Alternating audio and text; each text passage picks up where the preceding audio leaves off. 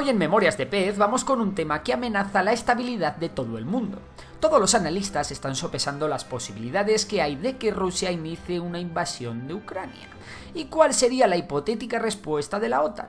Y lo que parecía que quedaría en nada está convirtiéndose en una de las mayores escaladas de tensión que se recuerdan en Europa desde hace muchos años. En el vídeo de hoy vamos a repasar las 5 claves más importantes que dictaminarán el futuro de Europa, de Rusia y del mundo en general. 1. La posición estratégica de Ucrania. Ucrania es estratégicamente muy importante por dos motivos. El primero, como se ha repetido hasta la saciedad en los medios de comunicación y aquí mismo en Memorias de Pez, es que Ucrania es un país clave para el abastecimiento energético de la Unión Europea, puesto que por su territorio pasan unos gasoductos súper importantes que transportan gas ruso a Europa. Y no es poco el gas que transportan, ya que aproximadamente el 85% de todo el gas que exporta Rusia lo hace a Europa. Para Europa este gas también es vital, ya que supone el 37% de todo el gas importado por la Unión Europea. Además, Ucrania cobra una especie de peaje porque por su territorio pase todo este gas. Y este peaje supone nada más y nada menos que el 3,8% del PIB de Ucrania. Una auténtica barbaridad. La dependencia de los gasoductos de Ucrania han llevado a Gazprom, el gigante de gas ruso, a construir un nuevo gasoducto, el famoso Nord Stream 2, que conecta Rusia con Alemania por el mar Báltico, sin necesidad de pasar ni por Ucrania ni por ningún otro país intermediario. De momento el gasoducto no ha empezado a utilizarse, pero sin duda reequilibrará mucho las fuerzas de cada país, aumentando la influencia de Rusia en Europa. La otra razón geográfica junto al transporte de gas es la cercanía de Ucrania a Rusia.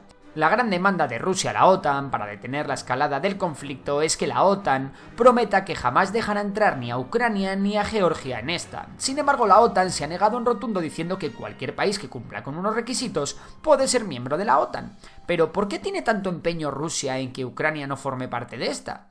Pues a ver, Rusia y la OTAN son enemigos íntimos, y Rusia quiere evitar dos cosas. La primera es perder la gran influencia que Rusia tiene en el este de Ucrania.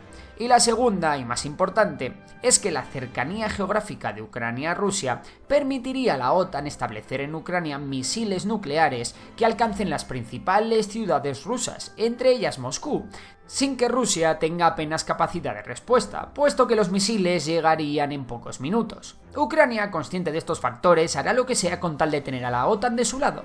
La pregunta es, ¿cuánto se mojará la OTAN por ayudar a Ucrania y aprovechar estas ventajas? Bueno, pues nos vamos a la clave número 2, la ayuda internacional.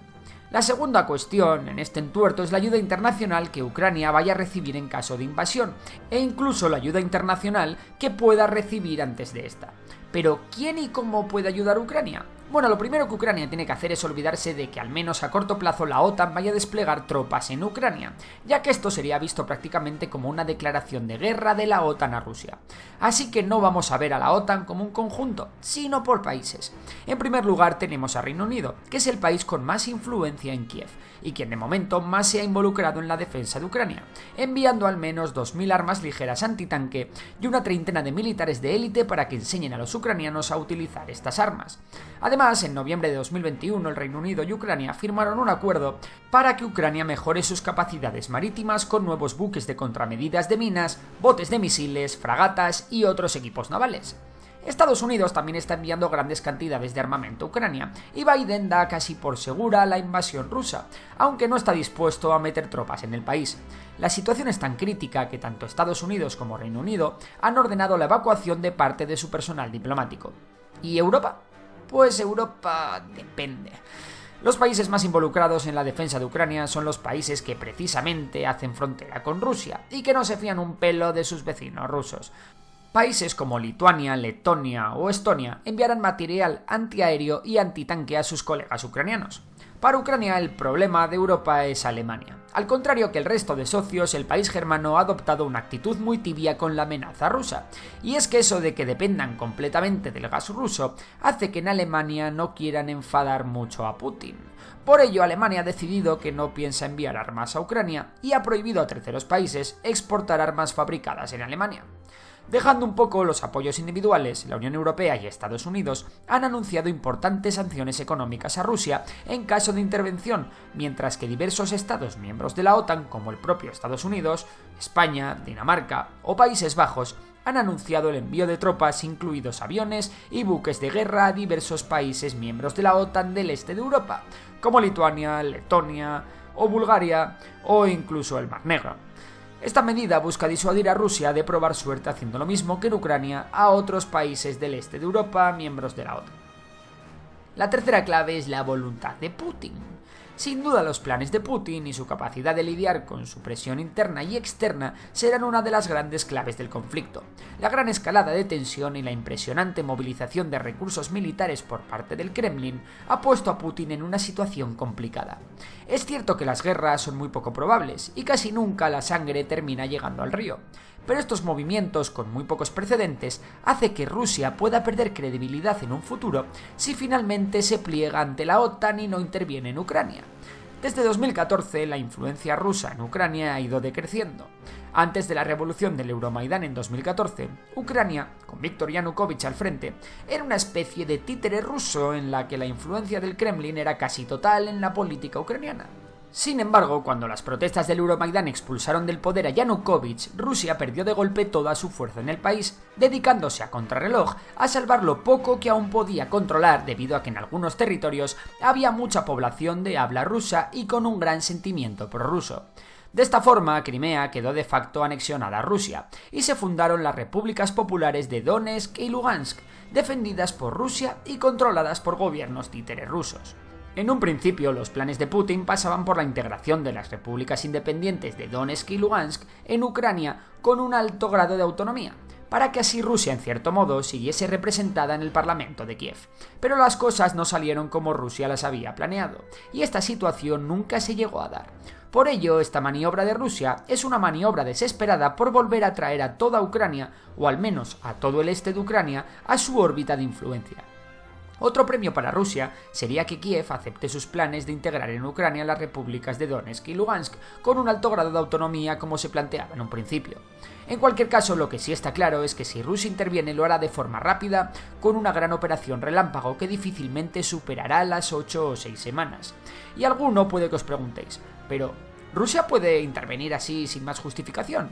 Pues como Estados Unidos también lo hace cuando le interesa, seguramente Rusia se busque un casus belli, como puede ser un ataque ucraniano a las repúblicas de Donetsk y Lugansk, o incluso un ataque de falsa bandera en estas regiones que diesen a Rusia una excusa para defender a sus ciudadanos, ya que en esta república se han expedido más de 500.000 pasaportes rusos.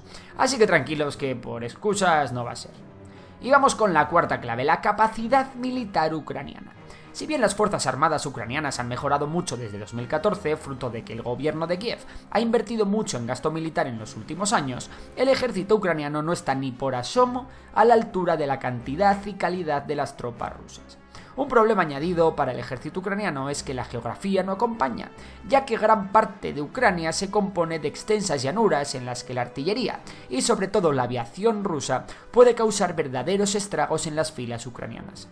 Además, el frente a defender por Ucrania es enorme, de cientos de kilómetros, puesto que tiene que defender toda la frontera e incluso podría recibir algún ataque desde la mismísima Bielorrusia, que no ha dudado en expresar su apoyo explícito a Putin.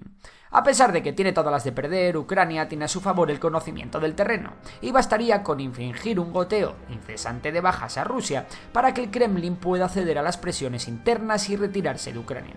No obstante, el ejército ucraniano no está diseñado para defender una operación de este tipo, sino más bien para una guerra de desgaste, que es a lo que se ha estado enfrentando desde 2014. Aún así, los oficiales ucranianos, asesorados por países de la OTAN, se apresuran en preparar sus defensas, fortificaciones y poner sus armas antiaéreas y antitanque a punto. Además, Ucrania está entrenando a 100.000 reservistas para engrosar las filas de su ejército si esto fuese necesario. Eso sí, en este caso será un factor clave la moral que estas tropas en particular y el ejército ucraniano en general tengan cuando empiecen a resonar los lanzacohetes rusos. Y vamos con la última clave, la voluntad de la Ucrania prorrusa. Por último, no hay que olvidar que una importante parte de la población de Ucrania es abiertamente prorrusa y no vería con malos ojos una intervención rusa en Ucrania. Y ojo, No estamos hablando solo de los miles de milicianos que componen las fuerzas de autodefensa de Donetsk y Lugansk, hablamos también de un montón de potenciales guerrilleros, espías, informantes, colaboradores y demás personas clave que los rusos se pueden encontrar en zonas tan importantes como Kharkov u Odessa. Este hecho hace que para Ucrania sea aún mucho más difícil el defenderse de un posible ataque ruso. En cualquier caso, en Memorias de Pez estaremos puntualmente informando bien a través de vídeos como este o bien a través de nuestros directos. Pero ¿y tú? ¿Tú qué crees que va a pasar en Ucrania? Si te ha gustado el vídeo ya sabes que puedes darle a like, compartirlo, suscribirte y si te gusta la economía, suscribirte a Memorias de Tiburón. Por lo demás, un saludo y hasta la próxima.